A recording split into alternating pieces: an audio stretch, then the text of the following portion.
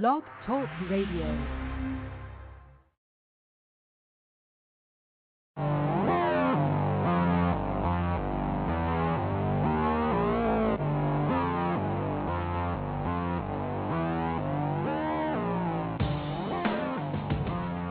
Welcome to Blog Talk Radio's The Incoherent Ramblings of C&E.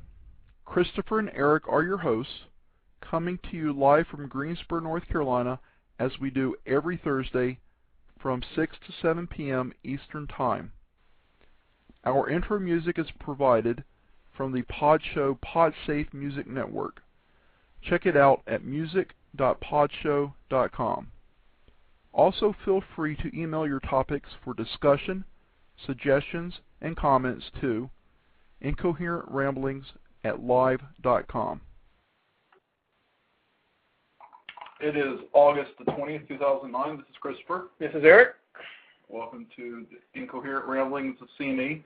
Calling from the dungeon today. Yes, we relocated the C&E studios to the basement of the office complex we're in. Yes, much cooler down here. Yes, much cooler. And I tested. We have good reception. And we're closer to our tailgaters. We are. We're on the same level as them. Instead of looking down, towering above them, now we can just look out the back door and we can see them. Right.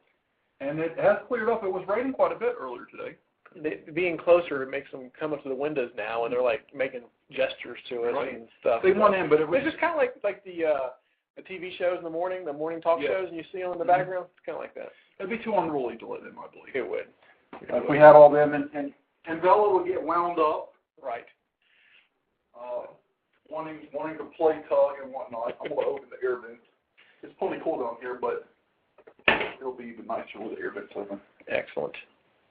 So how are you doing today, Eric? I'm doing great. If people want the calls, how could they do that? They could reach us by calling in at 646-716-6928. That's right. They could also go to Blog Talk Radio /Incoherent Ramblings and find a host of different ways they can connect with us. Listen to past archive shows on Facebook or MySpace. And now even on Twitter. Twitter, too. It just forwards them to Blog Talk Radio. But still, if they want to do it from there, that's fine. Another link. Yet another link. So, and of course, iTunes. iTunes, yes. We have hit, we're already on the World Wide Web, so we're already worldwide.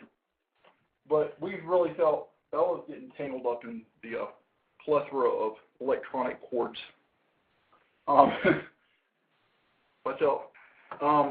We really felt that going to iTunes really took it to another level. Well, we kind of hit a milestone today, too. This is our 30th episode. This is. So when we hit 52, it'll be 1 year of shows. So yes. If we hit 52, our switchboard has died. We don't know what's going on there, but the show's still live on the air, so not a big deal. So how do you like it down here? Is it okay? It's much cooler. Yeah. I do like that. Well, when you come in, I mean, to the main floor, you come down here, you can tell it's cooler. But from the upstairs where we were before, there's really kind of no comparison. Right. I would say 8 to 10 degrees cooler. Difference, yes. And you know I'm hot-blooded. Yeah. Check it. Check it and see. You've got a fever of 103. Oh, Bella has unplugged us. We may not even be live right now. You're kidding. Oh. I need to get this replaced. If you just barely touch the power cord, it goes nuts and it reboots.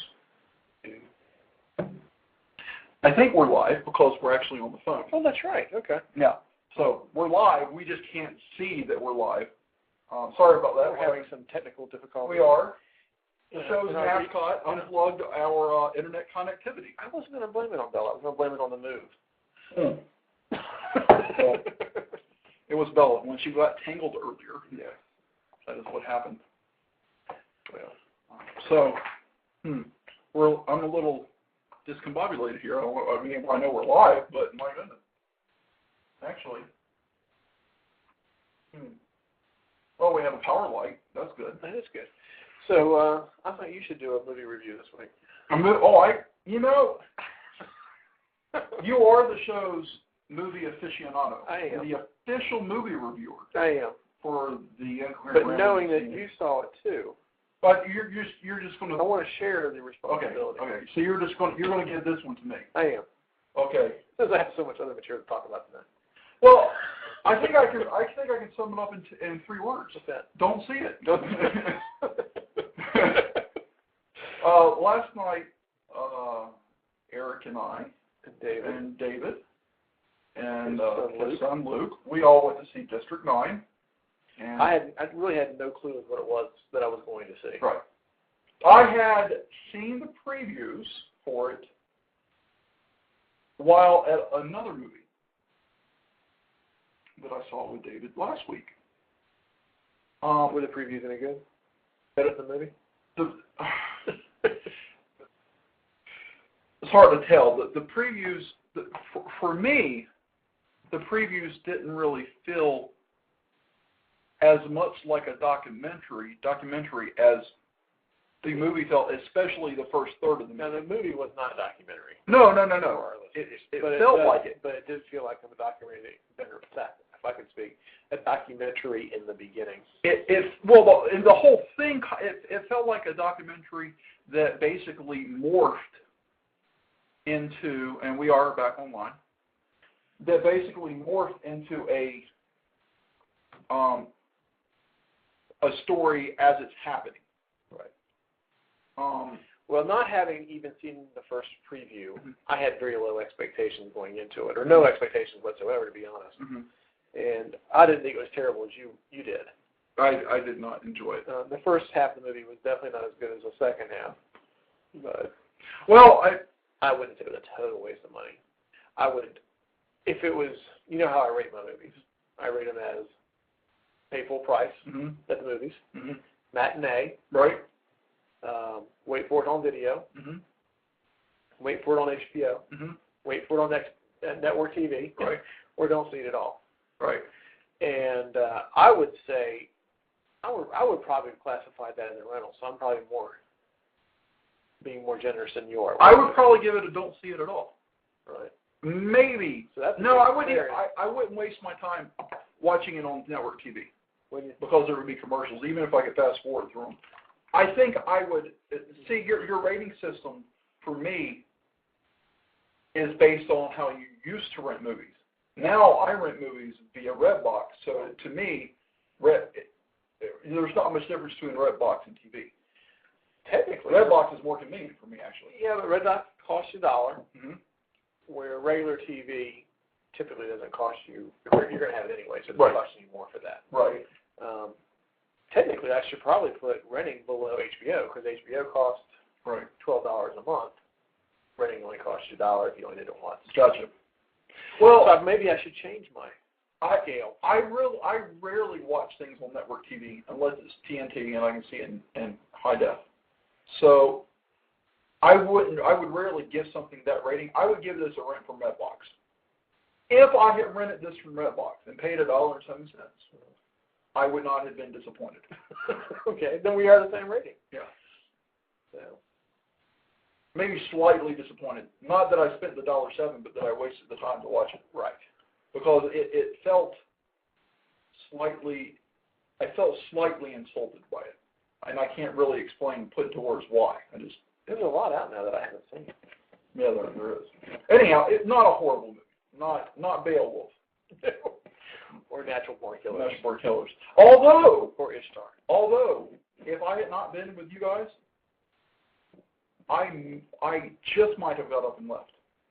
And I've only ever done that once. Yeah, we both Natural Born Killers. Natural Born Killers. We both did it in the same movie. Did you leave the theater or did you go to a different movie? I left. I went and asked for a refund. They said they didn't provide refunds. I said, not even if the movie sucks. I don't think I just went and saw. You gave yourself an equivalent. Yes. Purchase. Exactly. You went to see True Lies, if I remember correctly. Right. Yeah. Jamie Lee Curtis and the Governor Schwarzenegger. He was not governor at the time. Yeah. Just a mere movie star. Yes. Nonetheless, not absolutely horrible, but I would not recommend someone paying full price to see it. And I felt a little disappointed that a good friend of mine gave it such a high review and highly recommended it. That's how we ended up going to see it, is it? Yes. Now, there were a few instances that in and of themselves were funny.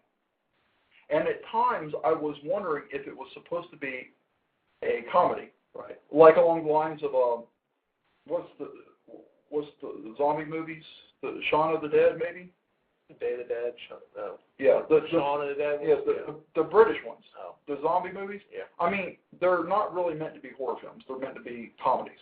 This had very few funny parts. It wasn't meant to be a comedy, though, I don't think. I'm not sure what it was meant to be. It's kind of like a drama. Well, I was wondering if it was meant to be a comedy.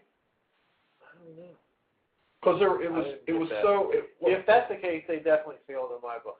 Well, it was so lame that I couldn't help but laugh at times. Well, we spent way too much time talking about a movie that's not even worth running. Yeah, you got a point there. Do yourself a favor and don't go see it. And if you did, don't be mad at us. There you go. See, we changed our format. Well, it's probably been a good, 10 weeks ago? Where we tried to start off with good, uplifting, happy stories. So we should have started off with this movie. Perhaps not. What are you doing? It's very distracting. I myself did not find any good stories. Well, maybe one good story. I found stories of goodwill and but share some goodwill peace on stories. earth. Share some goodwill stories. Well, here's a woman. She's 63 years old. She was missing for 5 days in a river. Wow. I'm not even going to try to pronounce this river. I do, however, want to spell it. Okay.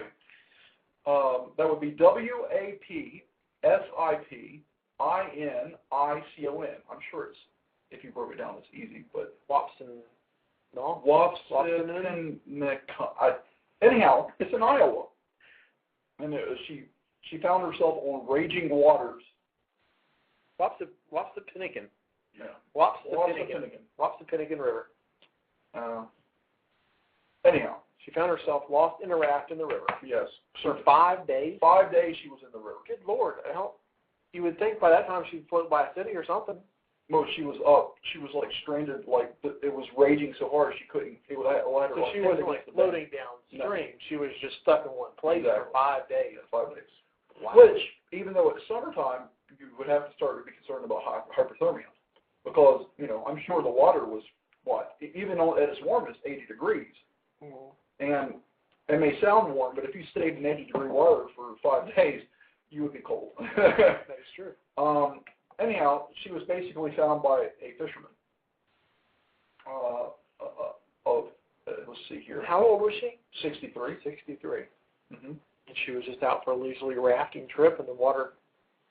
Yep. A fisherman came along and walked by the snag, because he always fished at that little eddy, and out of the corner of his eye he saw something. He went back to check it out, and he said, "Oh my God, you're that lady they've been looking for." Well, there you go. She was sunburned, covered in bug bites and scratches, and severely dehydrated. But her son said his mother was on her feet Tuesday. She remains hospitalized, but is expected to be released within a couple days. She's doing remarkably great. She can drink river water. That's what I was thinking. You may not think of that if you're after 5 days, I would certainly think about it. That's what I was thinking. About the first time I got thirsty, I'd think about it. I was kind of wondering why she's dehydrated, personally. Hungry, I can see. Stuck in a river, surrounded by water. Not the ocean. Not the ocean. Nonetheless. But I am glad that she's safe. Yes. She had 2 cans of Mountain Dew and a bottle of water. Maybe she was right where, I don't know, maybe where there's some waste coming in. Let's give her the benefit of the doubt. Perhaps. Maybe there's large amounts of chemical waste in sewer pouring in all the feces floating by feces. Or something. Yes. Feces-infested water.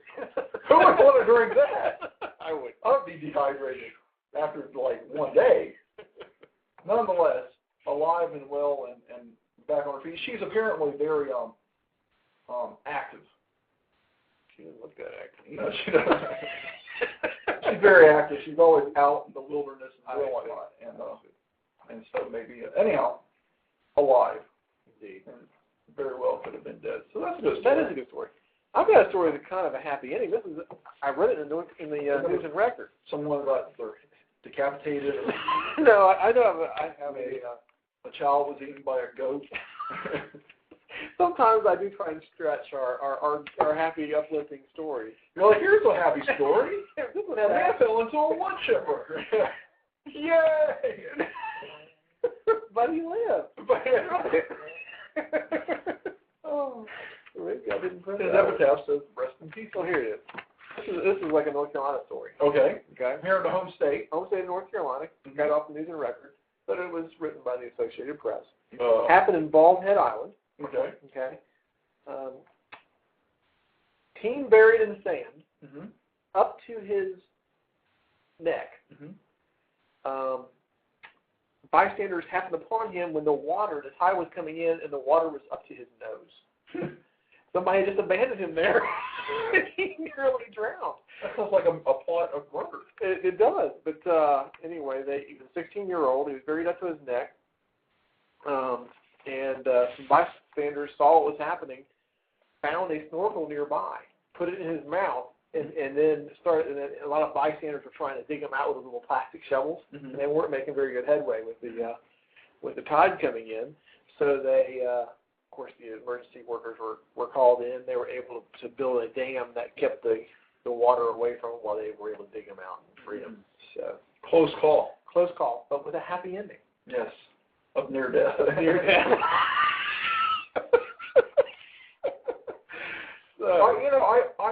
I have never done that where I was straight down, perpendicular to the earth. I have done it where I was parallel to the earth and had my body covered. Like sitting up, you mean? No, like laying down, parallel to the earth.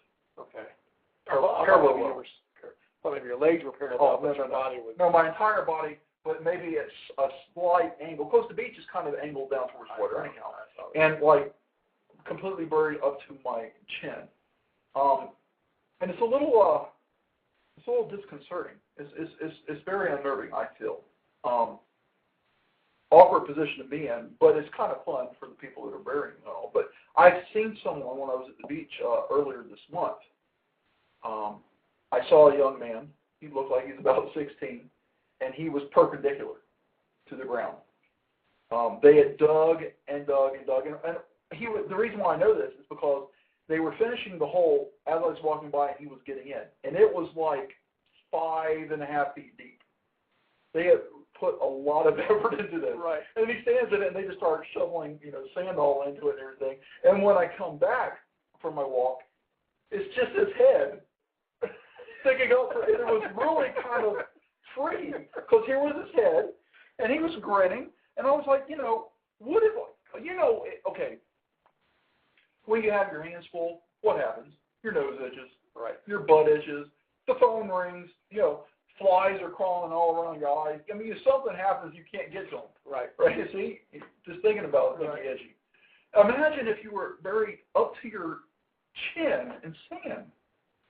I don't think I would enjoy that. No, it doesn't sound very pleasant. And this young man was about to die. Well, yes, this old man, he would have died. He would have died. Somebody not happened upon him at the time. How horrible would that have been? Horrible. Drowning would be a horrible way to go. The next day, the birds would have been picking off his flesh, and the fish would have eaten him while he was crab. And when the water would have come back down, and people would have walked by, and there would have been, a body skull. Would have been all bloated. Yeah, there would have been a skull with some a bloated hair. body underneath underneath the sand. That would have been horrible. I don't remember where I heard this or how recently it was or even what the source, or even if it's accurate. But I heard that more people die from falling into sand pit holes where people dug in the sand at beaches, and then the sand collapsing on top of them than sharks attacks. I would believe that simply because very few people die from shark attacks. Right. It's uncommon. And it seems like, how the news is cyclical just like everything else, and they find a new fad to try to feed fear to people. And a couple of years ago, about 3 summers in a row, it was shark attacks off of Australia. Right. It was like, oh my God, the sharks are killing us all. And I did some research, and the shark attacks were actually down from like the past decade or whatever. But I would believe that. I've never heard of anyone dying from that, but I think it's very feasible. Right.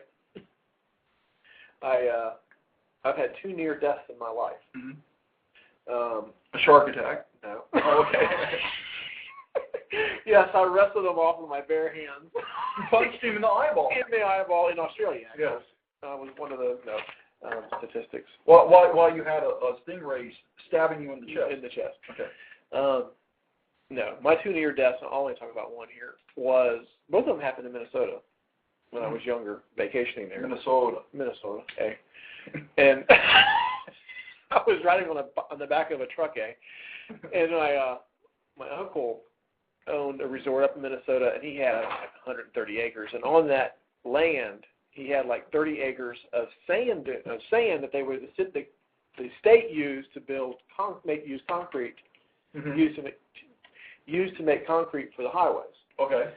And so there was like 30, 40 acres of just sand dunes and stuff. Wow. Well, I fell off the back of this pickup truck, slid down the dunes, and I was completely buried in sand. And my cousins pulled me out. I couldn't move. I mean, it was kind of like an avalanche of sand, and I was completely buried. Oh. Couldn't see. Didn't know if I was upside down or right side up. Completely covered in sand. Wow. Kind of like cat feces. Kind of like cat feces, like I was in a litter box. That would be scary. Buried upside. I don't know if I was upside down. You don't know what direction you were. I really don't. How disorienting was that? Were you? I was scared. I was scared to death. It's pitch black. I couldn't move. Pitch black. I'm sure it'd be hard to breathe. Couldn't breathe. I mean, I'm sure you could for maybe about 10 seconds. I mean, well, as I was falling. Right. But then eventually you would, And they were, thank God, they were right on top of me and got me right out. Right. So maybe my leg was sticking out. I don't know how they knew where it was. Right. Well, that's scary. That was extremely scary. So that made me think. This story made me think. A lot of people talk about fearing death, and I don't fear death. I fear painful death. See, I guess having both of mine were near-death. Both my near-death experiences were suffocation. So my fear is drowning. Right. We're not able to breathe. Well, that's what I'm saying. But that would be horrific. That's not. It's not the death part that I would fear. It would be the act of how I died. Right. Suffocation, drowning to death, or whatever. I would think the worst way to go would be burned alive. But I don't fear that as much as suffocation. I think it depends on how hot the source of the burning was. If it were hot enough, I don't think it would really matter. You'd even feel it. I think 2 or 3 seconds of pain, and I don't think it would matter. But if it were like a burning at the stake, then yeah, that would be horrible. Because you would last a while. Fire. I don't know. It just seems like that'd be terrible. Well, a lot of times in the house fire, they claim that they're either dead or they're unconscious. I don't know how they know that. Through smoke inhalation. And does someone come back and tell them? I don't know. Right. Oh. Well, I'm glad we could look through spirits with this pleasant, good story here at the beginning of our show. Yes. A little morbid. Yes. Maybe we should have Rob Zombie on. Any other good stories? Mine are usually a stretch. Well, it's just one time. I was electric. I was operating a wood chipper. The late great junior singer. Well, we had a story. Speaking of Australia, a couple weeks ago, there was a couple that found their dog about 1,200 miles away from where they lived. Yes, many years later. Yeah, like 7, 8, 9 years later, but it was the same dog. Yeah. Well, here's a 77-year-old Dallas woman has been reunited with her dog after it mysteriously turned up in Florida. Just appeared. Miami Beach. Retiring there? No, it was a Yorkie, so I don't know why they wanted it back. Oh, I'm sorry. Terrible. A club promoter found the Yorkie mix and took it to the vet. They found a microchip and traced the pooch back to Jody Head, more than 1,000 miles away in Texas. The two were reunited, and it felt so good. Monday at Miami International Airport, where Sunshine happily shook her tail and licked Head's face. Okay, that was weird. He's a dermatology lab courier. Says she's amazed. Neighbors recently hosted some Sunshine State visitors, but that's only the connection she can make between Sunshine and here. For this help, she gave $200 to the Good Samaritan Micha Parat, who was the lady who found her. But basically, it doesn't say how long it was gone, but it was, a couple days or a week. It wasn't, many years like our other story. Nonetheless, a dog that was 1,000 miles away from home, it's pretty impressive that the owner ever found it back. So that's good news indeed. That is. I know if Bella were to be lost, I would be most distraught. I this may sound morbid. I'd rather find her dead. I'd rather find her, run over or something so I would know than her just to vanish and never know what happened. But hopefully that won't happen. That would be terrible. Hopefully she'll just go in her sleep sometimes. That's how I want to go. That's how I want to go. Bella said that's how she wants to go too. That's how we all want to That's go. how we all want to go. I'm out of good stories. You all right? Well, I have another one. Tell us. Some feisty nuns. Oh, I love nun stories. Yes. This is from the Show Me State, which is Missouri? Oh, I got it right. Yeah, Missouri. Thou shalt not steal, especially within the sight of a covenant. Police in Independence, Missouri, are crediting a pair of nuns with helping nab a gun-toting man suspected of burglarizing 2 homes Thursday morning. Around 7 a.m., one of the women glanced out the window of the Sisters of St. Francis of the Holy Eucharist Covenant. Oh, that's a bad joke. I was going to say that's a mouthful. Eucharist. I thought you were talking about the nun joke. That's terrible. The Sisters of St. Francis of the Holy Eucharist Covenant, and spotted a suspicious man walking through a soybean field. She and another nun headed outside to see if the man was lost or hunting illegally. They saw the man was carrying a shotgun, boxing gloves, and other items. When they began to question him, the man ran into the nearby woods. One of the nuns gave chase wearing her ankle-length habit and flip-flops. He got away, but the 49-year-old nun was able to describe him later to police, who made an arrest.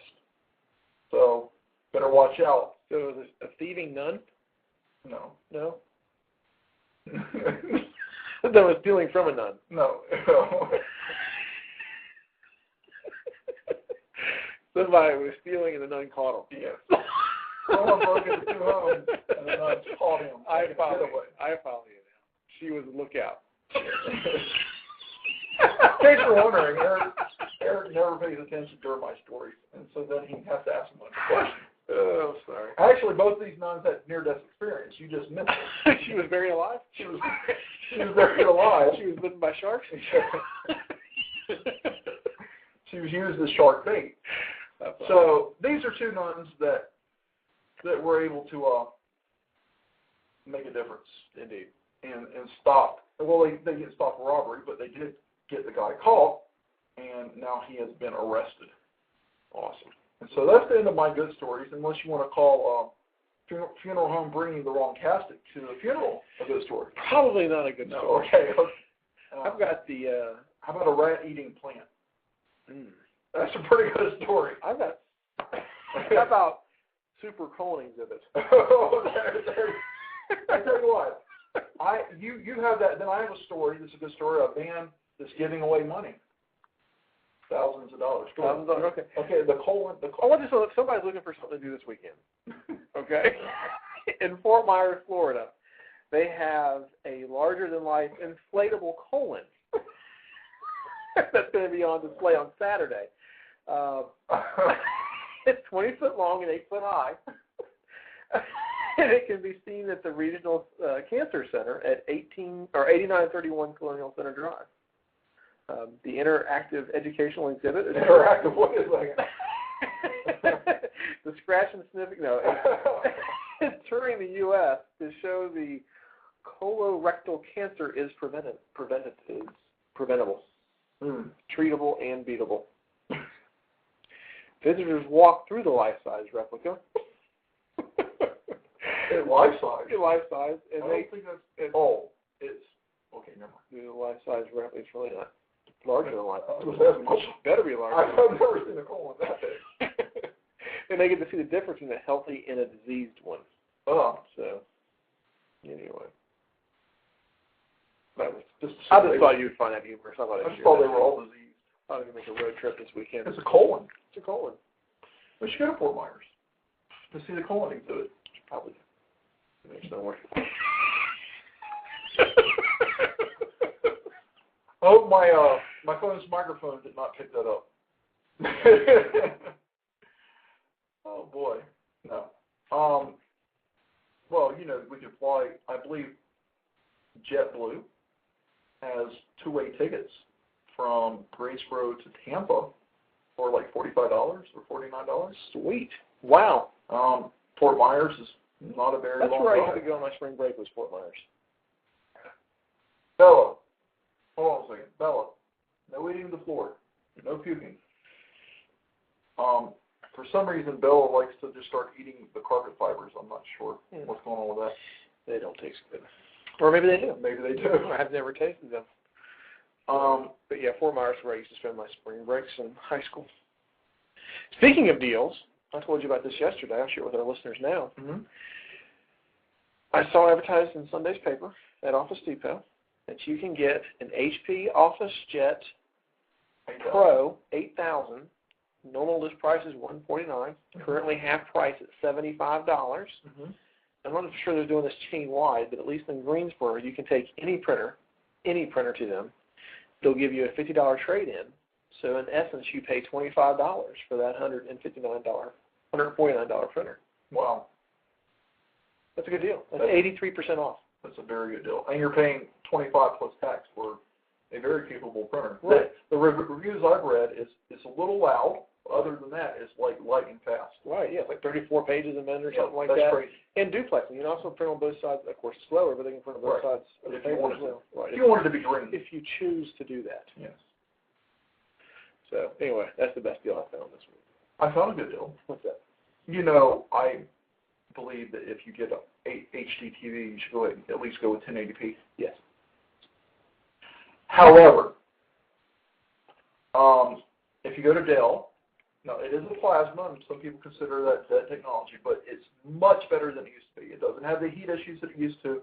It doesn't have the burn-in than it used to, the noise, and also much blacker blacks than it used to. Right. This one has this is a Dell. Oh no, it's from Dell. It is a Panasonic Viera 42-inch plasma TV. It is only 720 HP, but the contrast is 30,000 to 1. Excuse me. CNET had a review on it on the 50-inch version. Okay, they said that basically the same TV other than the size, and they said that it had like some of the blackest blacks of a plasma they've ever seen, and they were quite fond of it. Okay. If you go to Dell.com and you do a search for plasma, they only have one plasma TV, and it's this one I'm talking about. It with a coupon that you can enter, it is $549.99, and that includes free shipping and also no tax in most states. Wow. The reason why it's so impressive is there are plenty of LCDs in the 32-inch range that are 720p that are that price. Right. So this is a 42 for $550 shipped. Right. So if you weren't really concerned about the 1080p, or maybe you just wanted something for a bedroom. Could you also use that as a monitor since it's plasma? Can some of those also be used as monitors? Well, I don't know. I know it has 3 HDMI and some component and composite. I honestly don't know if it has a DVI or VGA connection. However, the newer PCs are coming with HDMI out. Okay. So you could either, if you had a newer PC, you could do that, or you could buy a video card that had HDMI out, and you could use that as your monitor. Yes. Which would be insane. It would be great. Yeah. Yeah. And you couldn't buy a 30-inch monitor for $550. I mean, a plasma TV, they're basically the same as a plasma screen on a laptop. Yes. So if you don't care about the 1080p, if maybe you were going to be, you wanted some HD action, but you wanted it for a bedroom or not where your main viewing area. Right.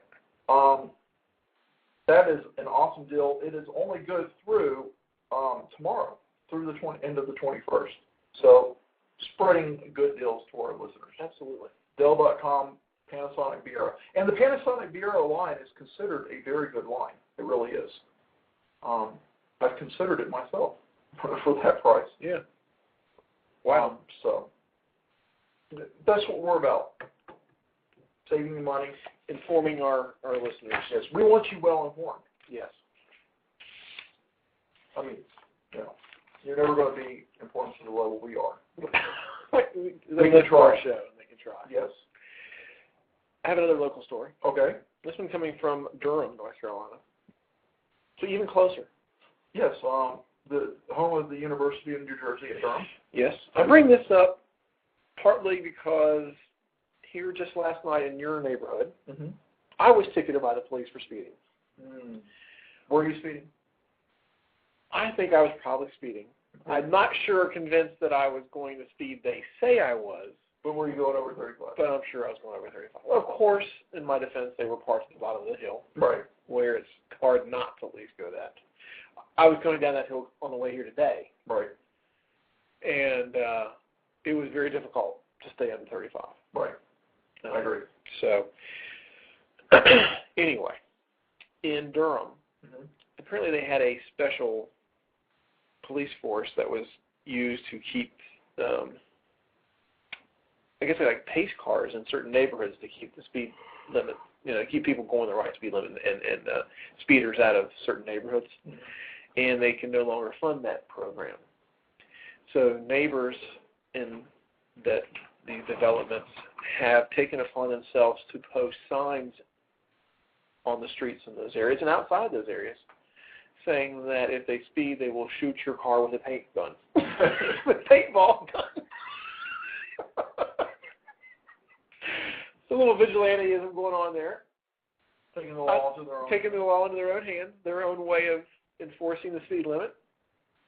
I don't have a problem with that. I knew you wouldn't. I knew that you wouldn't. I knew you would enjoy that, actually. I support vigilanteism. I really do. Police, of course, are discouraging that. Of course. Says that would be more dangerous than speeding because it would be more distracting to drivers getting hit in the car. And I agree with that 100%. So. I don't have a problem with vigilanteism. However, I do have a problem with what they're doing because I don't think it's the appropriate approach. Bella Capri, come here. Come over here. Sorry about that, folks. Bella is trying to eat something and there's no food down here. I don't know what she's doing. Go lay down.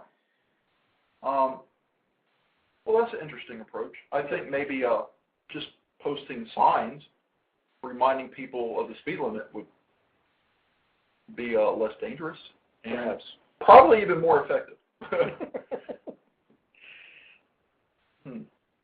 Are they going to set it up to like radar guns that if you're going X miles per hour over the speed limit, it'll shoot you automatically, like the red light cameras? That would be great. Well, that would be kind of cool, actually. Well, not for me. I forget it. Not unless you might as well go ahead and just primer your truck right now. I would have a polka dotted car. I can tell you that right now. Oh my.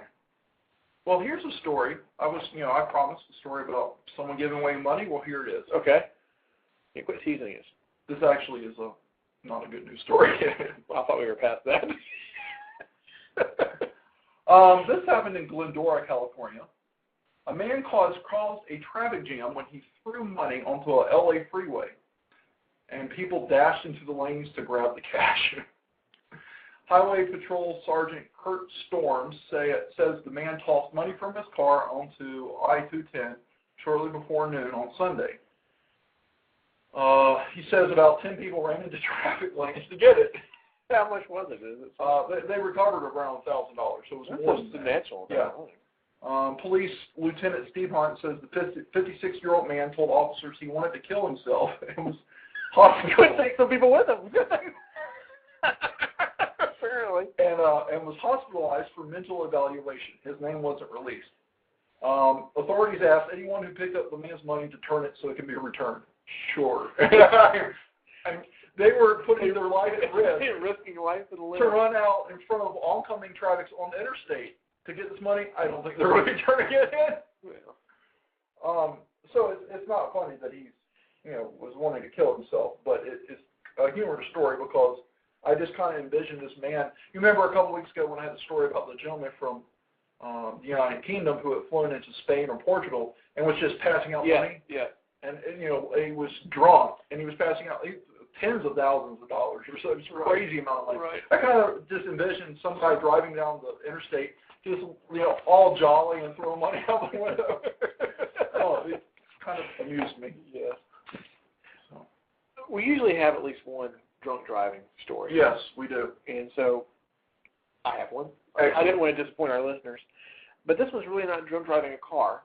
Okay. This man was drunk driving a snowmobile in the summer. Last week we had someone had a DUI and he was riding lawnmower. Right. So, which is more appropriate for the summer. Right. Okay. He's driving a snowmobile in the summer. This is in Vermont. Police arrested a man Saturday morning who allegedly driving an unusual vehicle under the influence. Mm-hmm. Police said around 1:13 a.m. on Saturday, one of the hottest days of the year so far, an officer saw a snowmobile traveling down a certain road. The officer followed it for a short distance before the driver left the snowmobile in a yard and ran off into the woods. With the help of police canine Taser, that's the name of the dog, Taser, Joseph Quigley was tracked down and arrested. The 31-year-old man was arrested for his fifth DUI offense. His blood alcohol content was 0.183, more than twice the legal limit. Yeah. Pretty high. Huh. So. I have never once in my life been on a snowmobile, and I've always wanted to. I've done it once. Have you? In Vermont? On Minnesota? I've always, it's been kind of almost like a fantasy, really. I mean, it's something I really want to do. Right. Is it as amazing as it looks like it is? I was younger when I did it, but it was a lot of fun. Okay. This looks amazing. I hadn't at that time ridden a jet ski, but it's kind of like a jet ski on snow. Right. I would have to assume it's not as efficient on dry land like this guy was using it. I wouldn't know from personal experience. But probably not. Well, if he had to abandon it and take on foot, it must not have been very efficient. Well, they usually aren't very efficient in wood areas. Right. He was running off into the woods. He had an asphalt mobile. Yes, he did. That's right. He had a grass mobile. A grass mobile. I have to think, even though he may have been drunk, he probably wasn't the smartest in the first place. No offense if you're listening. Probably right. Well, here's some rat-eating plant.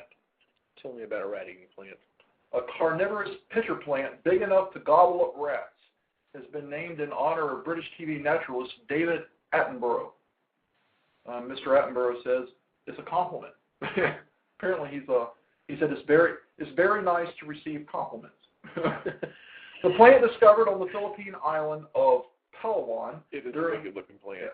During a 2007 scientific expedition, and now dubbed Nepenthes attenboroughi, is not so nice. Rodents and insects that fall into the pitcher can be trapped and slowly consumed by its flesh-eating enzymes.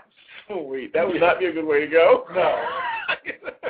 That ability has led some headliners to dub the plant a Venus rat trap.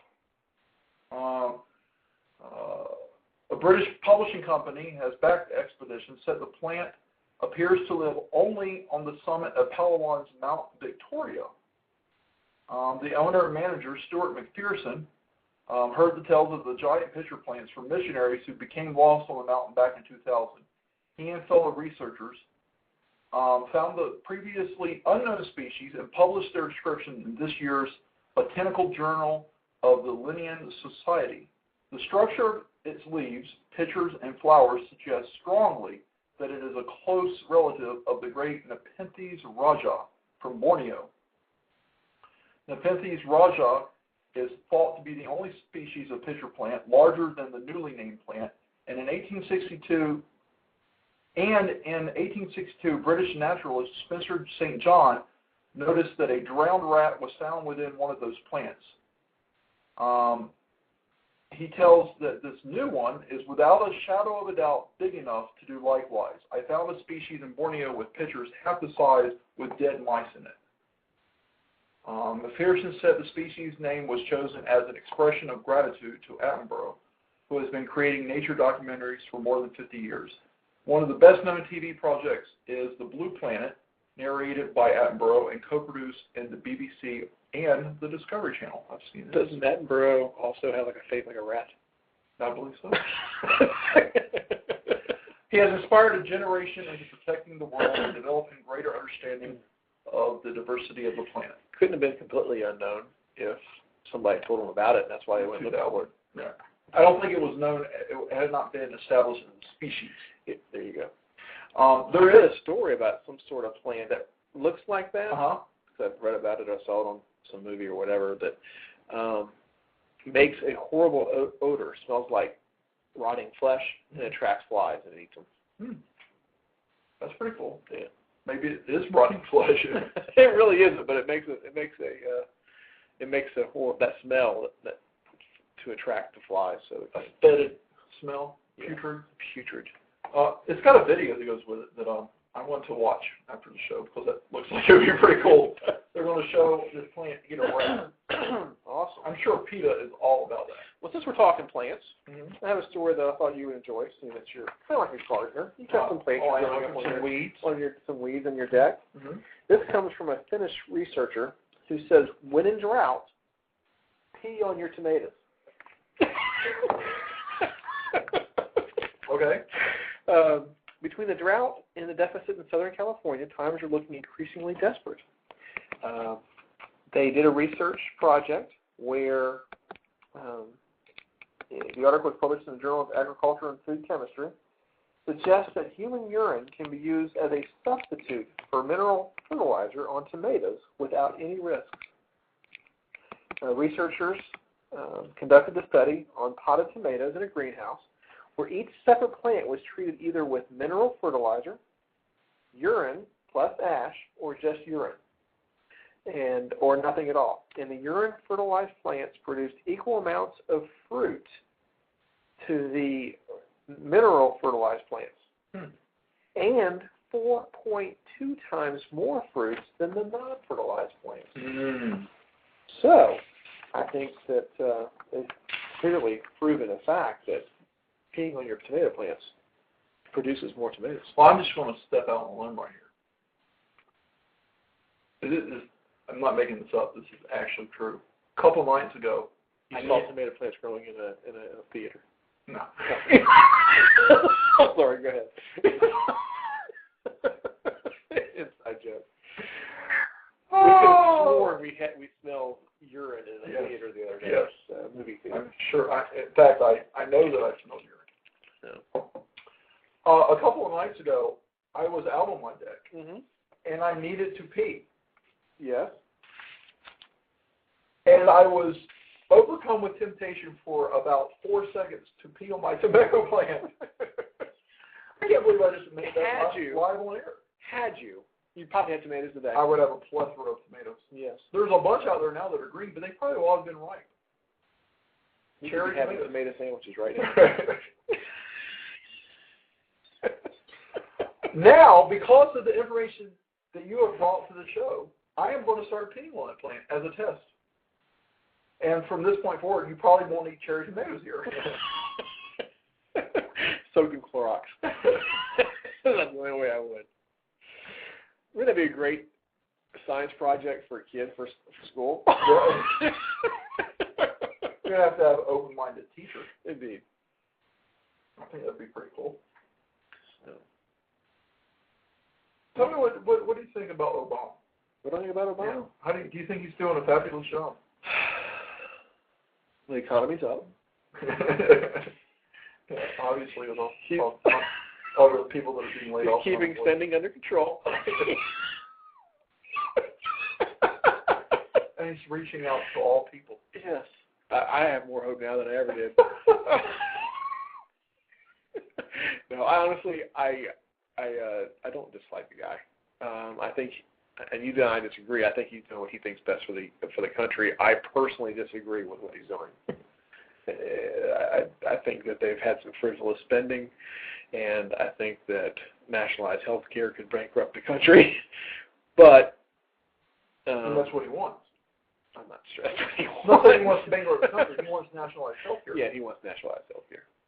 Which, if one would think that if you want to get really drunk and then drive on a motorcycle down the highway going the wrong way, you may not directly want to die, but knowing that's a good chance, one could say that maybe you want to die.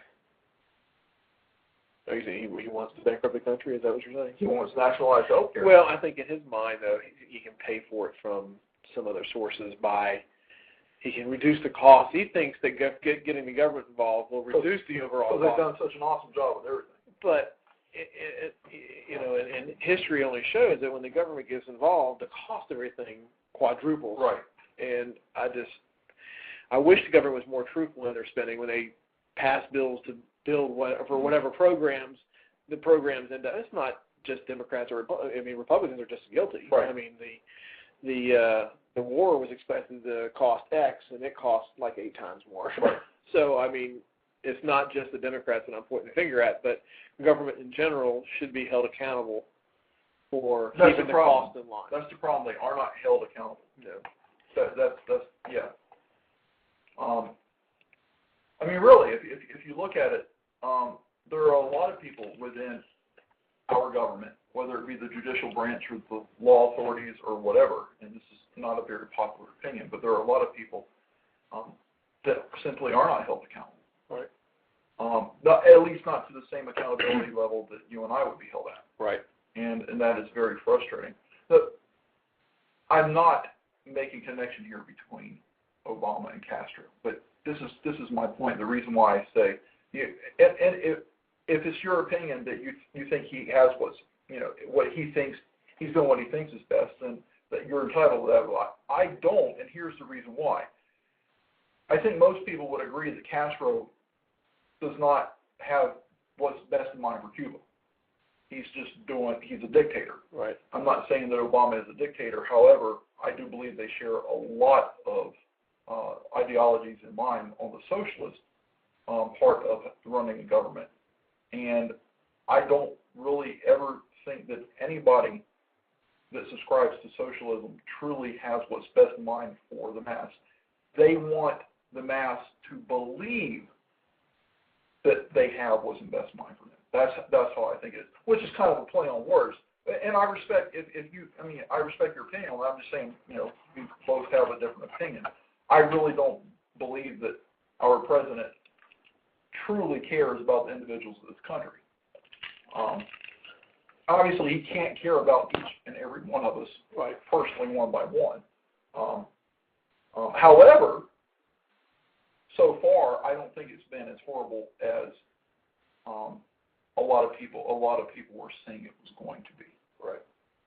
So that, and we joke about hope, that does actually give me hope, because I actually felt it was going to be worse than it is. Right. But I will also say that I don't think it's all Obama's doing either. There were programs that were put in place to correct the economy before Bush left as well. Right. Bailing out the banks, et cetera. Right.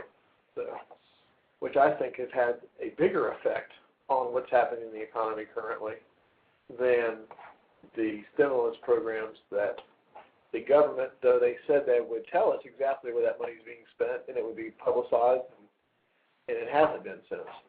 Right. Being passed. I'm sure it's helped. Right.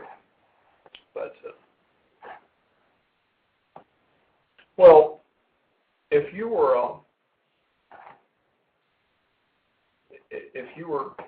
this incoherent rambling. Well, yeah, while we're being incoherent, I was going to tell you another story real quick. I didn't print and bring with me. Okay. But since we're kind of talking economy, me being a realtor reminds me of the housing crisis. I can't even remember. Yeah, it was Florida.